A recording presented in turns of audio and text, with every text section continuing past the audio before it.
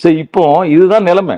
ஒரு ஆணுக்கு ஒரு பெண் தேவை, பெண்ணுக்கு ஒரு ஆண் தேவை. அது வந்து நாட் ஒன்லி ஃபார் செக்ஸுவல் ரிலேஷன்ஷிப்காக சொல்லலை.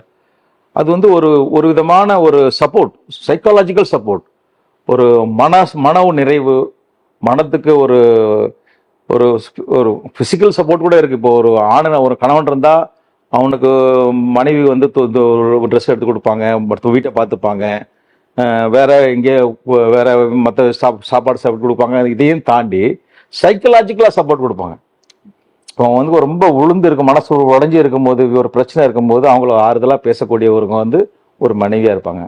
அதே மாதிரி ஒரு மனைவிக்கும் ஒரு ரொம்ப அவங்க உடஞ்சி இருக்கும்போது, ஒண்ணுமே இருக்கும்போது, ஒன்றும் இல்லை நான் இருக்கேன், நான் இருக்கேன்னு சொல்லுவான். அப்படி சொல்ற ஒருத்தன்னா அது வந்து ஒரு பெண்ணை பொறுத்த வரைக்கும் உனக்காக நான் இருக்கேன், என்ன வேணாலும் பார்த்துக்கலாம் அப்படின்னு ஒருத்தன் சொல்லுவான்னா அது புருஷனால மட்டும்தான் முடியும். அதே மாதிரி ஒரு மனைவி ஒரு கணவனுக்கு கவலைப்படாத, எதுனாலும் பார்த்துக்கலாம், உன்னால முடியும்டா, நீ இப்போ ஜெயிச்சுட்டு வாடா, உன்னால முடியும் அப்படின்னு ஒரு தைரியம் கொடுக்கறது ஆள் யாருன்னா அதுவும் பெண்ணு தான்.